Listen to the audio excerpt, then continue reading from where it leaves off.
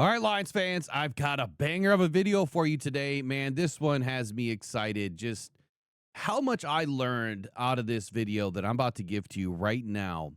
And what am I talking about? Well, I found everyone missed this. No one's talking about it.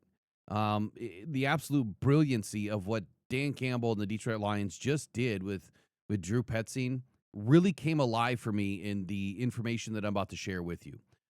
I found, or I was given actually, this interview of Peter Schrager and Drew Petzing from 2 years ago.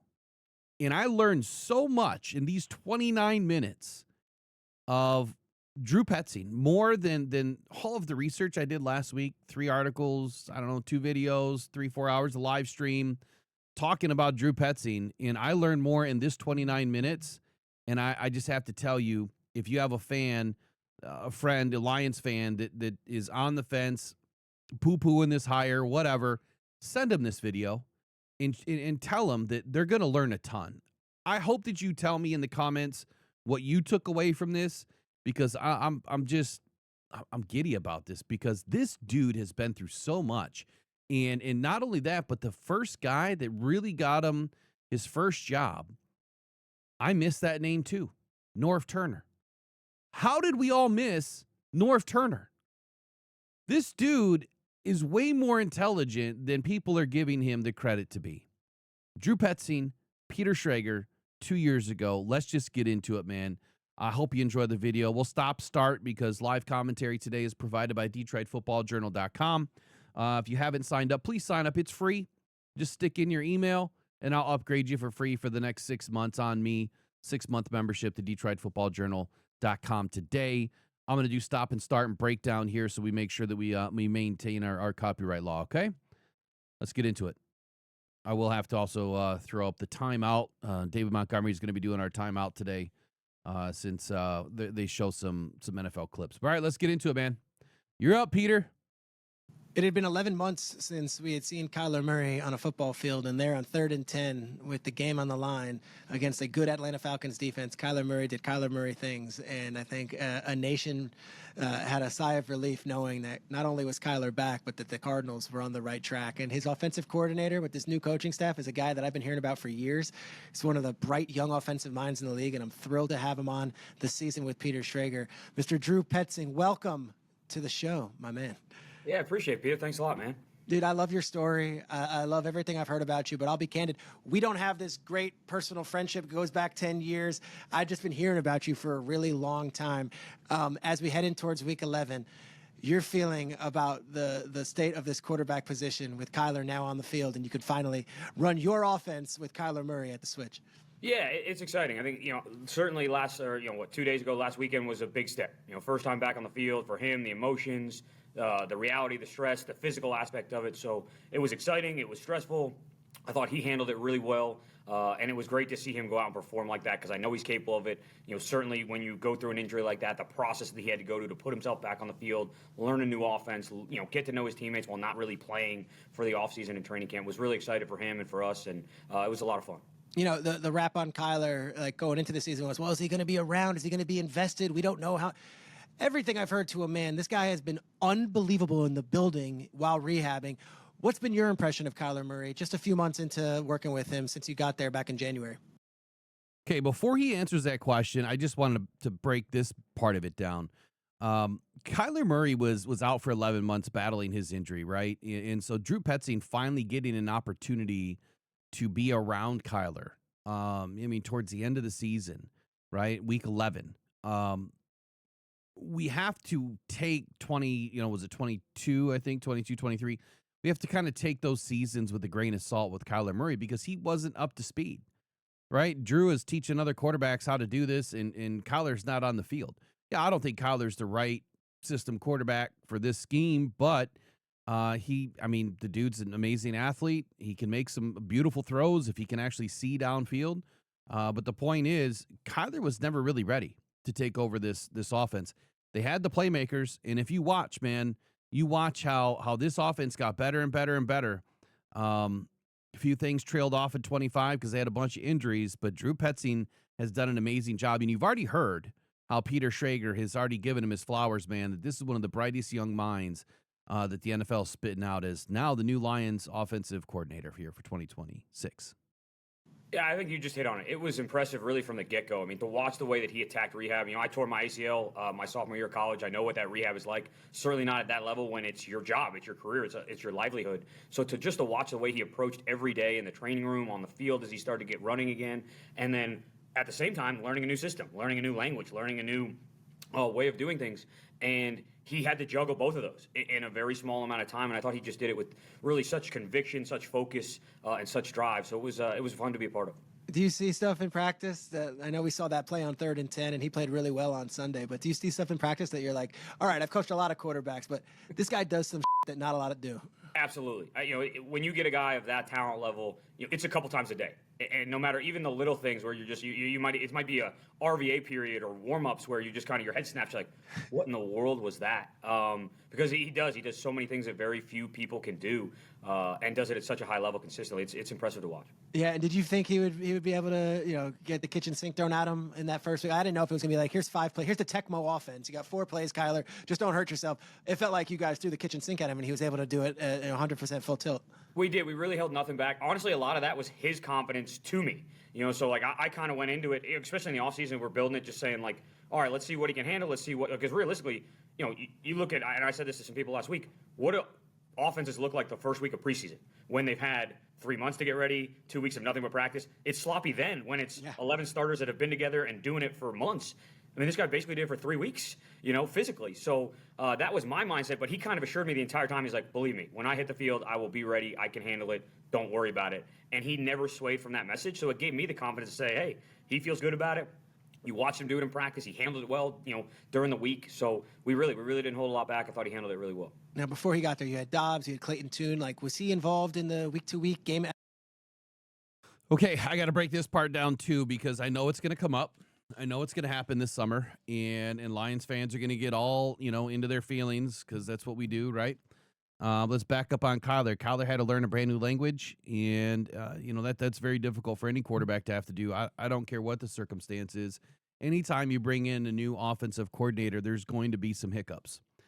And then I love the fact that he brought this up. They're talking about, the training camp statement, basically, preseason. And, anytime you have a full 3 months of training and then training camp and then preseason week 1, it looks like dog shit, right? I mean, we've said that about the Lions going into preseason. Like, what are we looking at here? This is terrible, but it's expected. And so then you watch how that trajectory grows from week 1 of preseason to now week 3 of preseason to week 1 of the NFL regular season. And usually week 1 of the regular season looks like crap. So I'm glad that Drew just put that out there because a lot of Lions fans come this summer and into preseason and into week 1 are going to say, see, I told you, wrong hire, because we are going to have some issues. We are going to have a big bump in the road and some hiccups like every other team does. It's just going to be the Lions are changing the guard here to a new OC, and we're just going to be ready to pounce, right? Because I don't know why. I don't know why we do that. The other thing I'll just mention quickly, I think you guys get this.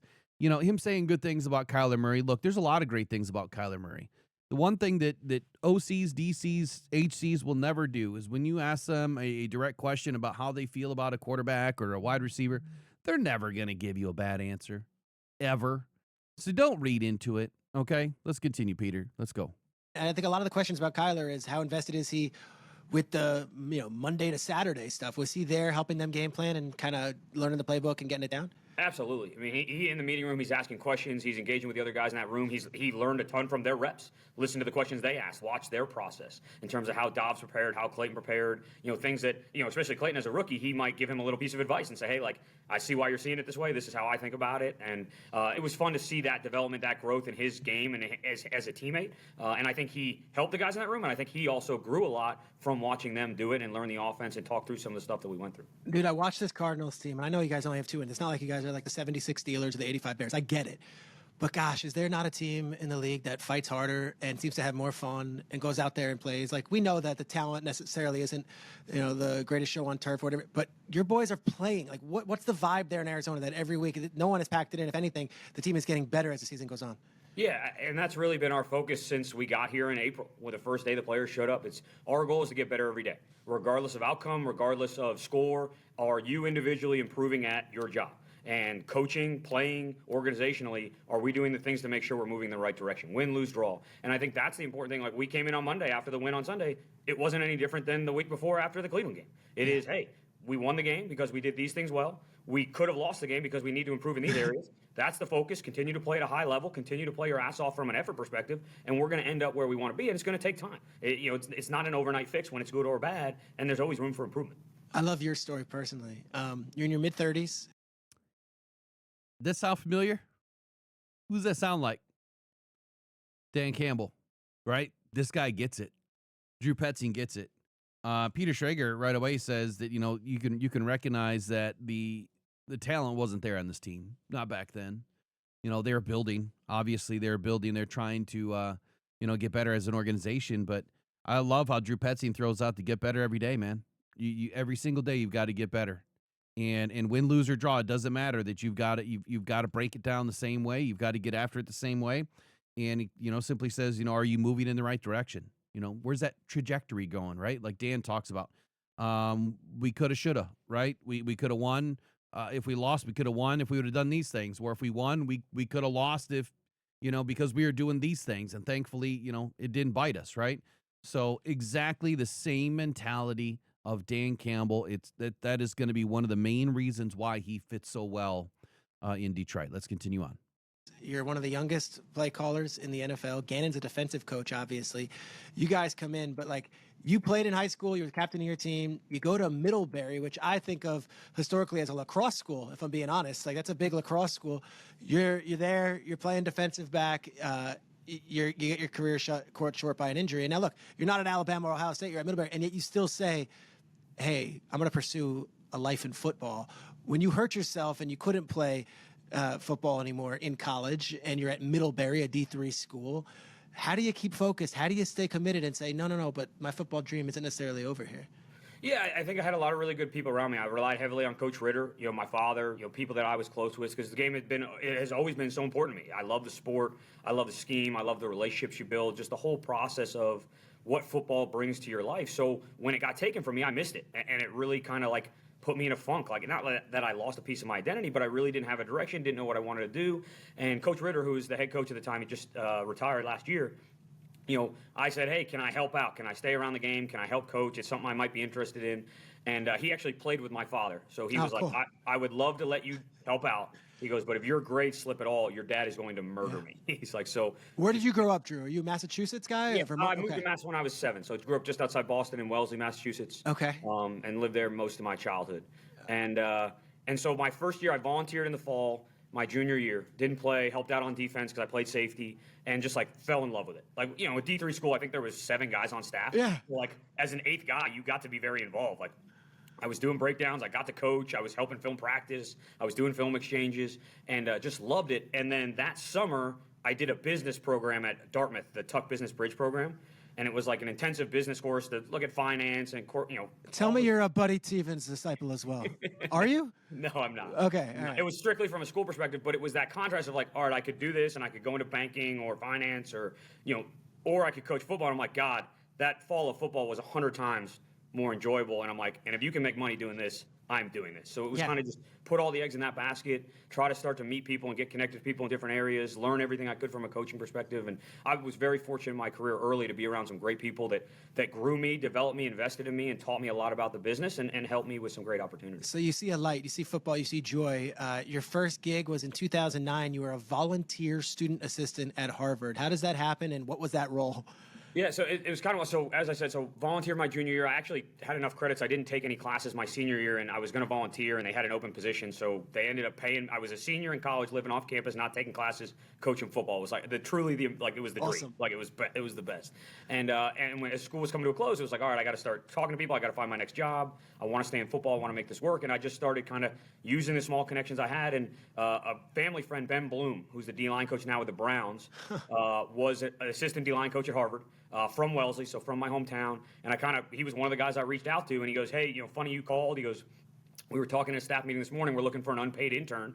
You're not going to make any money, but it's a great foot in the door. And I kind of feel like Coach, Tim Murphy, who's still at Harvard, would let me have pretty big say on who we bring in. Are you interested? I said, if the job's there, I'm there tomorrow. Yeah. And so I went down there for the spring game and met those guys. And then literally I graduated on Sunday.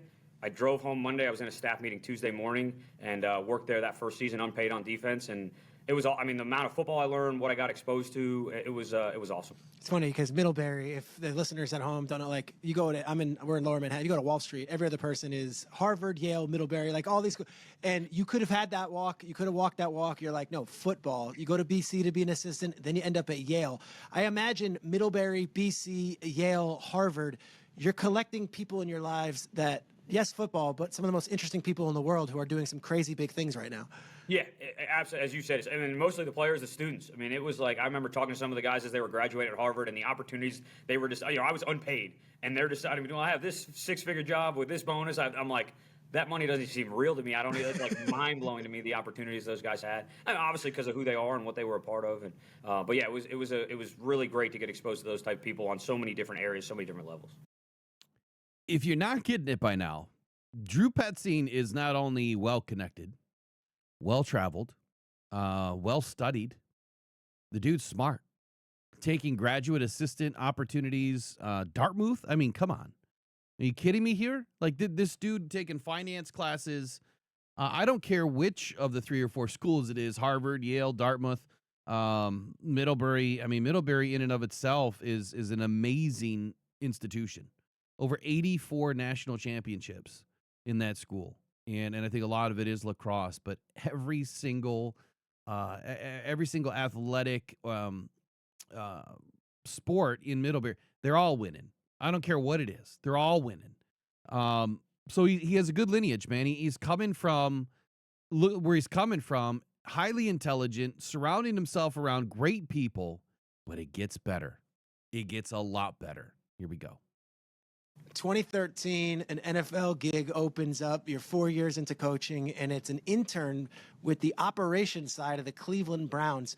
How does that come to be? And was that Mike Pettin? Was that Kyle Shanahan? What team was that? So Rob Chudzinski was the head coach. Okay, Chud. It was his first year. I'd never been in the NFL. I still don't exactly know, because I didn't know anybody in the building. I believe Alex Schreiner was the president. He'd just come over from Dallas. And Chud wanted to hire that New England position of they called it 20 for 20. Like you work 20 hours a day for $20,000 the entire year. And but he never. The Ravens do like an actual ceremony about their 2020 guys. I'm always like, guys, all right, sure, but there's like a long tradition of all those Ravens front office guys. They all walk that walk. Yeah. So and so they never had done it before. So I think what happened was, Alec had just come from Dallas where they had done the position. Chud had never done it. So Alec was like, hey, call a couple of these guys. And the guys that had done it at Dallas, Ben Bloom, Dave Borgonzi, now with the Bears, were guys that I worked with at Harvard when I was unpaid. And so they called these guys and said, hey, what did you make? What did you do? What was your role? And they kind of answered the question, said, hey, if you're looking for a guy, there's a guy at Yale who would be a great candidate. I'm sure he'd love the opportunity. Give him a call. So I kind of got a call out of the blue. And I was like, yeah, like absolutely. They're like, hey, look, it's going to be a big pay cut. Because at Yale, I had my first position job. Yeah, it's a real job. I was coaching the outside linebackers. Cool. I was recruiting the West Coast. Actually recruited Foye Olakun. Like he came to Yale. Killing it for the Jaguars right now. Yeah, so love watching him play because I obviously got close with him through the recruiting process.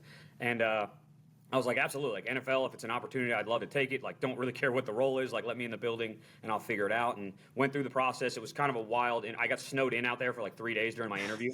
And on the third day, Chud was like, well, at this point, you basically just worked on the job. You're here. And so, yeah, and then kind of the rest was history. And at that point, I'd really only been on defense. Like, I'd played safety, played linebacker, coached DBs at Middlebury, was a defensive GA at Boston College. And so my first week there, Ray Horton was the defensive coordinator. I put his playbook into Visio from PowerPoint. I was like, I'm on defense. And then Norv just, started yelling my name down the hallway for random things. Like, he'd want coffee or a cut-up, or he'd want to talk about something he saw on social media. And, before the OTA started, he's like, no, you're on offense now. Hey, Drew, give me a coffee, dude. I can hear it, man. It's such a great story. And we're not even halfway there yet. You listening to this guy's story, and it's like, okay, I get it, man. He's all defense in the very beginning of his career. And he's learning so much about the other side of the football, having played that side of the football, coaching up the linebackers, Yale, Harvard, Middlebury, and now he's getting his first opportunity with the Browns, and it's Norv Turner. Come on, people. Can you not see what is happening here? This is not just some bum that got a job. He left a real job making real money for 20 grand to work 20 hours a day. Get real. That's how bad this guy wanted to be in the NFL. He's earned his way up this entire time. Isn't it funny how life happens, though? You go for an interview, you get snowed in, you're there just kind of doing things, and after a couple of days, they're like, screw it. You got the job. You've been here. Why not? That's how this guy gets started in the NFL. I love it, man. I love it. So anyway, we'll keep on going. And I was like, okay, I'm on offense. And I'm working with Norv Turner, Hall of Fame coach, who Troy Aikman swears by. Okay. Yeah, and he was. I mean, I could go on about him. Oh, I love Norv too. One of the best, right? Absolute best person, coach. I mean, I probably owe 95% of my career to that guy. But just like he just took me under his wing, put me on offense, sat in they let me move around that first offseason. I jumped in the tight end room, the receiver room, the O-line room, and then when the season started, I was in the quarterback room with Norv and Shane Steichen, who was a quality control coach at the time. And it was wild. It was a quick transition, but those guys really, they grew me as a coach. I mean, I'd never been on offense. I never called a play in a formation. Like, it was all new to me, and they gave me the opportunity to learn it and be a part of it, and obviously very thankful for that. All right, you're in your 20s. I assume at this time you're single. You've got just like, take me wherever I got to go to do this job. The Minnesota Vikings calling. You're there for an extended amount of time. Who brought you to Minnesota? Was it Norv or was it? Norv, Yeah, okay. so, yeah. And I can't say I was single because my wife would get really mad at me. Oh, sorry. About that. No, you're good. No, you're fine. It was like, that's part of the hilarious. Like, we were long distance. And so, like, I was moving, and she's like, what in the world are you doing? What do you do? Yeah. Like, when I got snowed in Cleveland, she was coming to visit me. She stayed in the I don't know if you remember that massive storm we got in 2012 or 2013. Like, they had tanks through the streets of New Haven because you couldn't get anywhere. Yeah. She got stuck in my apartment. I never saw her. I got back before she had to go back. I mean, it was So Great. Norv Turner. Love you, honey. Yeah. So when we got let go in Cleveland, I just stuck around. I'm like, until someone literally kicks me out of the building. I'm like, yeah, like, the I'm lowest guy here. I'm showing up. I'm like, I'll be operations, I'll be scouting, I'll be coaching, like whatever it takes. Not to interrupt, but that's what Saleh said. He was with Houston, and I guess Kubiak got fired, or Dom Capers got fired, and Saleh was like, no one told me I didn't have a job, so I just showed up the next day. And like Kubiak's like, who are you? Okay, you're on the staff. Like, it works that way at the lowest level. Oh, absolutely. And so I was picking guys up from the airport. I was grabbing dinners. Like, I delivered dinner to Mike Pettin one night because he had just got, after a couple weeks he got hired. He thought I was the delivery guy. I'm like, nope, I'm down the hall. I'm just in operations. If you need anybody, I'll be there. I can do whatever you need. And Norv got the job in Minnesota and ended up having an opportunity. It was, again, it would be a longer story than we probably have time for, but almost ended up in Dallas. Ben Bloom was down in Dallas, and they had a similar role. But Norv had kind of told me, hey, whatever you do, you don't take a job without calling me. And I was like, yeah, obviously I'm going to do right by you. So when Dallas called, I was on the phone with Jason Garrett, and he said, hey, we want to fly you out for an interview for this intern position. Ben talked really highly of you. I think it'd be a great fit. And I was like, yeah, I don't have a job, so like I'm there. I'll be on the plane tomorrow. And I said, Jason, I just Norv, really, made me promise him I wouldn't take a job without calling him. Like, are you okay if I call Norv? Which, I was taking a little bit of a leap of faith there, but Jason played for Norv and loved Norv. And so Jason was like, absolutely, give Norv a call. You got to do right by him. Like, let me know what he says. So in like a 30-minute process, was on the phone with Jason, called Norv, and Norv was like, nope, you're coming to Minnesota. Rick Spielman, the GM's going to call you in 10 minutes. You got a job. We'll get you out here this week. Oh, and my I was God. like, I went from like unemployment to like 2 opportunities in 20 minutes, and then had to call Jason back. I was like, hey, Jason, I really appreciate it. I'm going to Minnesota with Norv. Like, I didn't really think it was going to happen like that. This is my first time through the process. And Jason was awesome, very understanding, but it was a whirlwind. So, yeah, 1 year, and then ended up in Minnesota there in 2014. Wow, the dots just keep getting connected, don't they? I'm laughing because they think this dude is a delivery driver, and he's delivering food around the building, and, he just wouldn't leave. In Cleveland, no one told him he didn't have a job, so he just showed up the next day, and then Norv brings him to Minnesota. And it's hilarious, but at the same time, man, you watch, you can see, you can identify with the process, and there's another name, Rick Spielman. If you don't think that Rick Spielman didn't call Chris Spielman and say, hey, bro, you know who you need over there in Detroit? You need that guy, Drew Petzing. Had him up here in Minnesota. Great dude. You're going to love him. Super smart. Worked his ass off to get to where he is today. Hard worker. Guarantee you a conversation like that happened. Now, it's my opinion.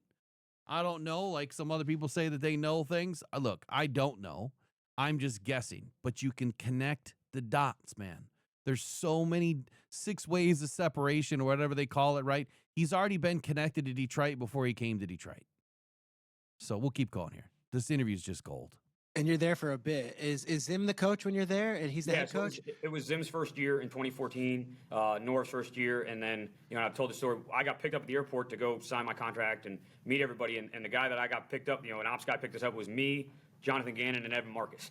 All got picked up in the car together. I didn't know any of those guys at the time, and worked together with them for 4 years, and stayed there in Minnesota for 6. Who are the wideouts you're working with? Because I look at your that position group has got a legendary history. Yet there might have been some lulls as far as big. It was post Moss, post Carter, pre Jefferson. Thielen, Jarris, Wright. Who we dealing with here? When I first got there, so I was in the running back room my first year with Kirby Wilson. We had Adrian Peterson. We drafted Jerick McKinnon. We had Jerome Felton playing fullback. And then the second year I moved into the wideout room. Jarris was still there. Greg Jennings, I believe, left the second year. Cordell Patterson, Charles Johnson. We drafted Diggs, and Thielen was still on the practice squad at that time.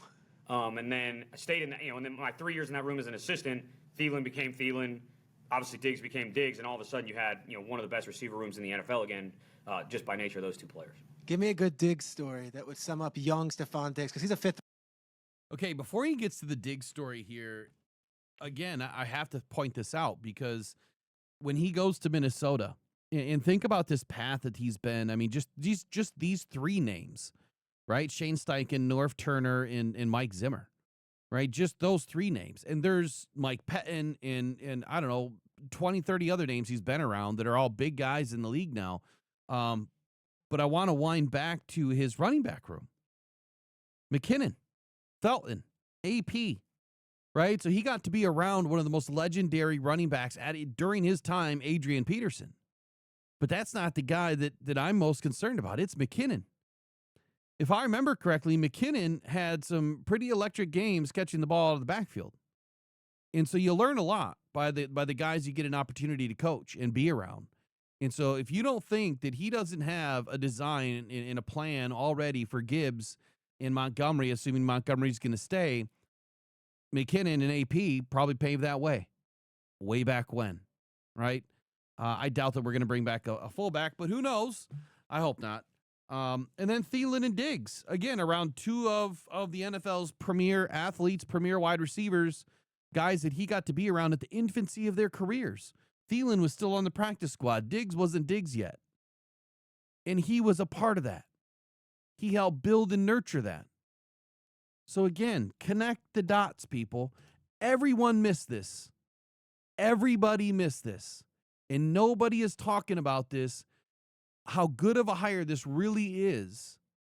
I don't know, maybe because they all stuck their foot in their mouth, but I know I didn't, right? Because I was going to give the guy a shot after doing all the research that I did, and I'm glad that I did, because the more that comes out, the better this gets, day by day by day.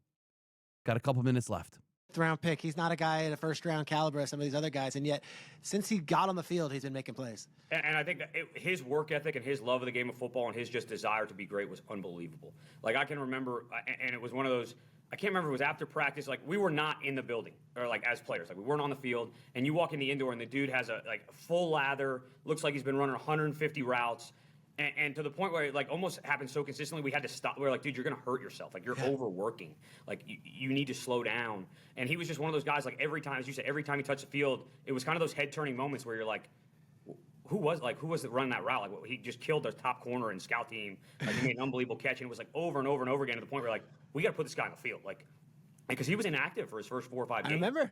And then somebody got hurt, and he hit the field. I think his first game was in Denver the year they won the Super Bowl. Yeah. It would have been the year they won the Super Bowl. Yeah. With all, 2016, 2015, yeah. 2015 with Talib and Chris Harris, and they had another really good corner. Kareem Jackson, maybe? Maybe. And him and Thielen, like, went off. Like, I think Diggs had 100 yards at Denver, and it was like, all right, he's not giving this job back. Like, he's the guy. Like, it's very clear. That Minnesota Miracle, where were you? Were you on the field? I was field? up in the box. You were up in the box. Take us through it. It was, I mean, it's, you never say the game's over, but it felt close. And, the ball goes up, and you're like, all right, when he caught it and he ran the end zone, the place went nuts. But in the booth, you're always like, is a flag down? That's all you're looking at. Out. How much time is left? So, like, I don't think nobody moved for a good like 30 seconds to a minute as we kind of processed what happened. And then once everything was like, it was like complete pandemonium, chaos. Like I was down on the field by the time we took the knee on the 2-point play. One of those. They brought everyone back. Yes. I mean, it was like Thomas Morstead had to come back, yeah. Like I still get the chills when I see highlights of that play or think about, like, it was such a cool moment to be a part of. And I mean, obviously an unbelievable play on so many levels. I imagine you go with Stefanski because I see your next job in the resume is you go to Cleveland for a couple of years. Stefanski gets the head gig in Cleveland. And does he call you up and say, Drew, I need you, buddy? Yeah. And I mean, I worked with Kevin for 9 years. So we were together 6 in Minnesota and 3 in Cleveland, developed a great relationship with him. He was one of those guys who brought me under his wing. He had a young coach, got his first position job there in Minnesota when I got there, and just taught me so much about the game, how to coach, how to develop relationships with players, the big picture of the NFL. And so when he got that opportunity and Zim was willing to let me have that opportunity to go with him, it was special. I have a ton of respect for him and obviously owe so much to him. So it was fun to be a part of his first time doing it, running the show, being in charge. It was awesome. All right, now you go to Arizona with Gannon. Obviously, you had a history with him. Take us through the Josh Dobbs roller coaster before the season. I know you're obviously intimately involved because of the Cleveland thing, and we'll wrap shortly, but I got to hear how Dobbs ends up in Arizona, and you had to play some sort of role because he was in Cleveland with you, too.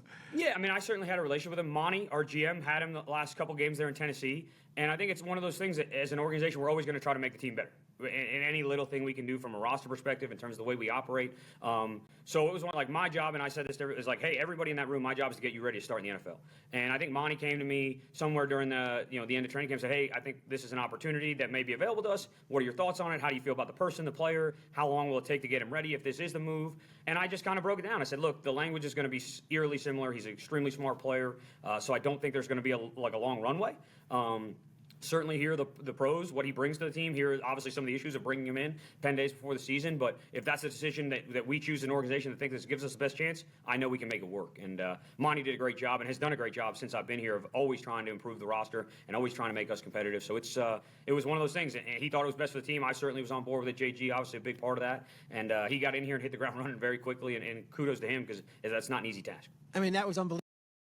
I got to point this out because that's exactly what you're about to go through in Detroit, right? You're coming through Detroit, or Drew's now coming to Detroit, bringing his scheme in, and he's going to have these conversations, or maybe he already did with Dan and everybody else, and Brad, talking about the players that are on the roster and what their acclimation period is going to be like with this scheme and what the language is going to be like and how is it going to correlate? Is it going to be able to adapt, and are these guys going to be able to overcome, and how long is that going to take? Like, he used the term long runway, which just means, is it going to be a long amount of time or is it going to be a short amount of time? And so you're hearing these things from this guy during this interview that should make you believe and trust in the fact that he knows what the heck he's doing. He gets it. At the end of the day, the players have to perform. They have to execute. And if they don't, all the fingers come out and they get pointed at the OC. But that's where you have to look closer at the film.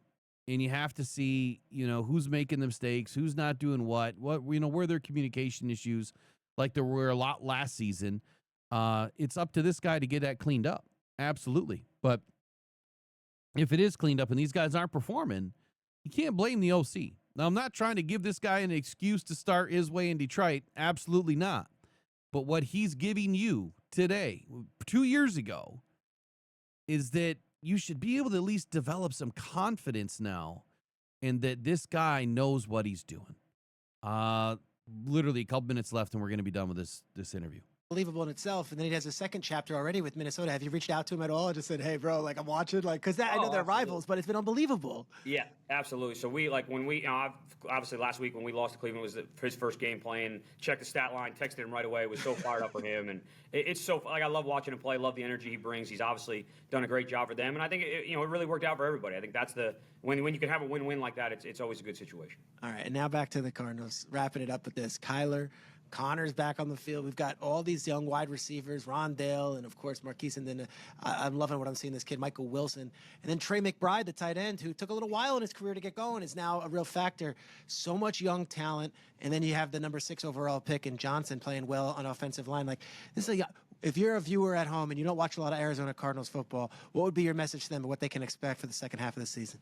Yeah, I think it's what you hit on early as we were talking. It's the effort and energy we play with. I think that's got to be our calling card. Is we have to outwork people, we have to out effort people, we have to play with an energy and an enthusiasm that people aren't either capable or willing to match consistently, regardless of score, regardless of outcome. So I think that's what we want to have the guys have fun playing football and going out there and enjoying what they're doing and doing it at a high level. And I think you're seeing that from the young guys in the locker room, really from everybody. I think the teams really embrace that attitude, that energy, and it's fun to be a part of. And it keeps you competitive, it keeps you in games. And we got to do a little bit more and a little bit better to win some of these games and to turn the tide.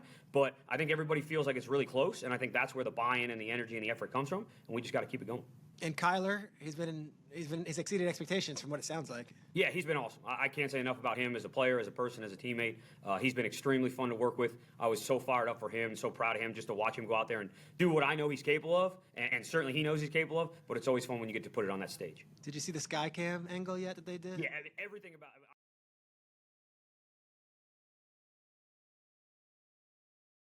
Amazing interview here by Peter Schrager and Drew Petzing 2 years ago.